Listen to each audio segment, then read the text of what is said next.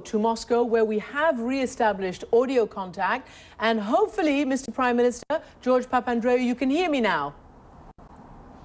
Yes, Christiane, and thank you very much for hosting me on your show. I think the last time you interviewed me was in Sharm el-Sheikh, just before the Iraq War. On a very different subject, exactly.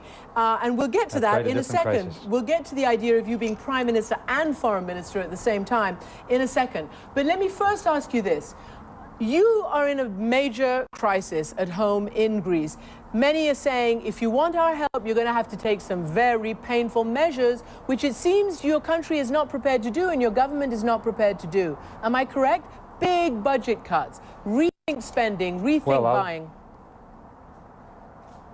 We're ready to take any measures necessary to move out of this crisis and also create the credibility both with our partners in the European Union, but also within the markets.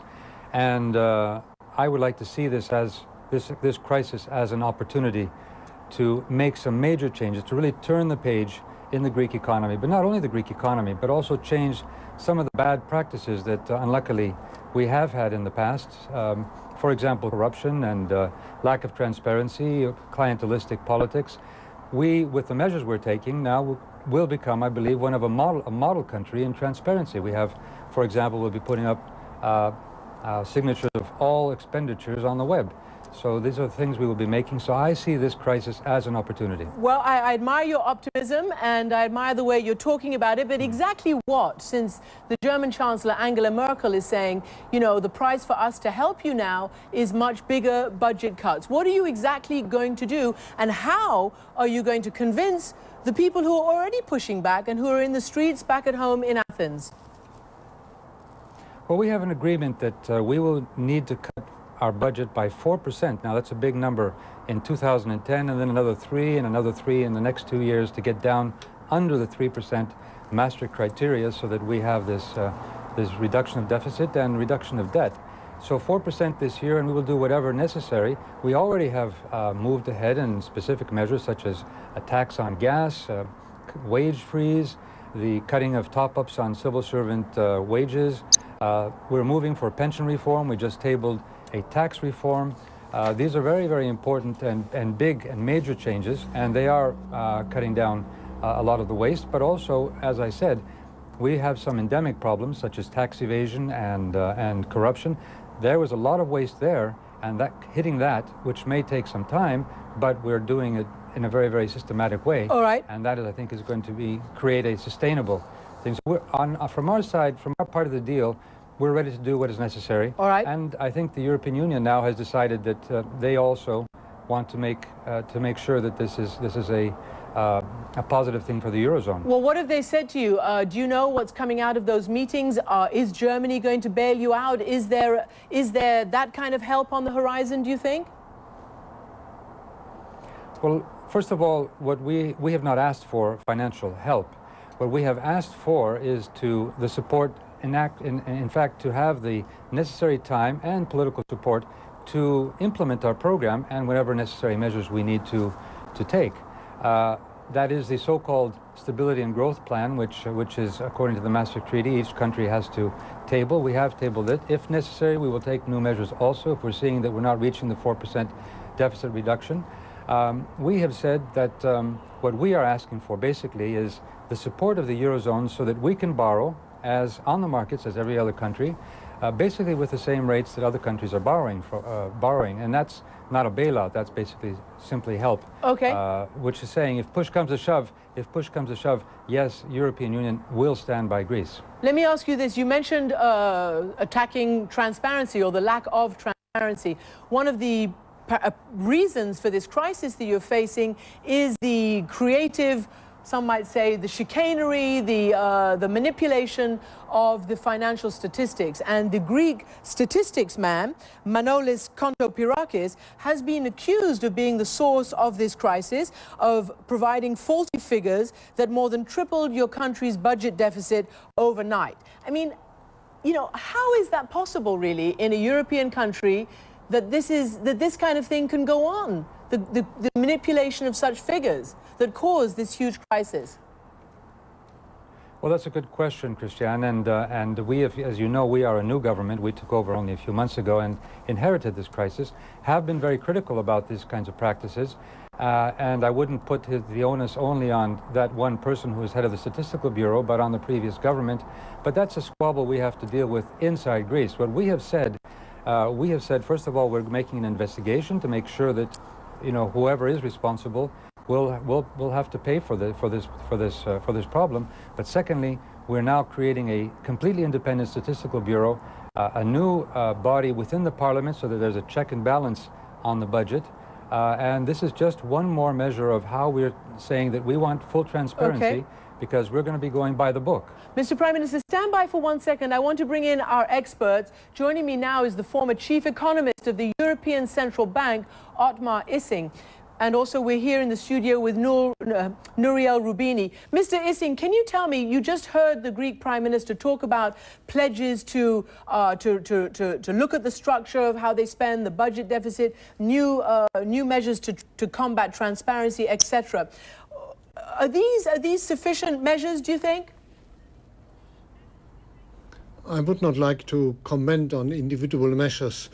The new Greek government certainly has to tackle with a tremendous challenge, and I think what the Prime Minister said goes in the right direction.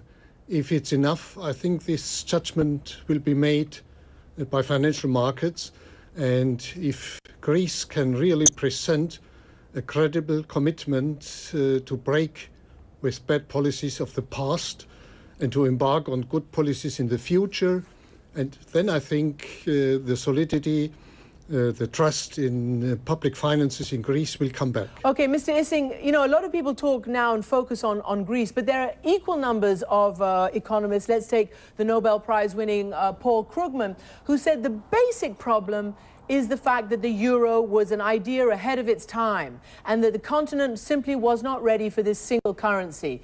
Do you believe that all these years after?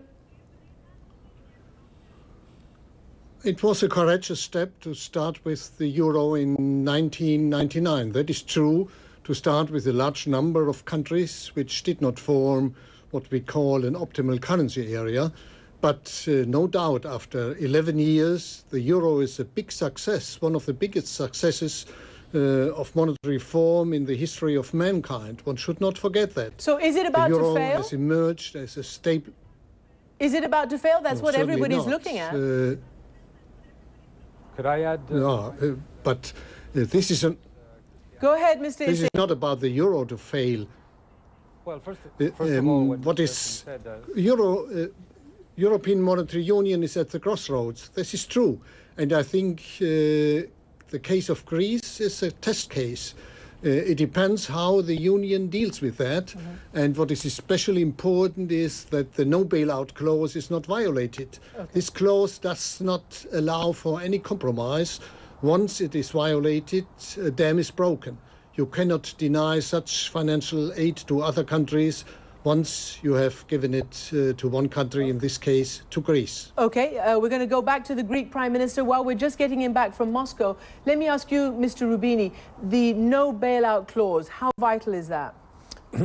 Well, it's vital, but what Greece is asking essentially is not a bailout, but essentially financial support and being able to borrow at interest rates that are not very high, like they're in the market, as a way of avoiding a refinancing crisis while they're doing the adjustments that are being undertaken. Mr. Prime Minister, I know you want to jump in again. Do you think the Greek economy is about to go off the rails?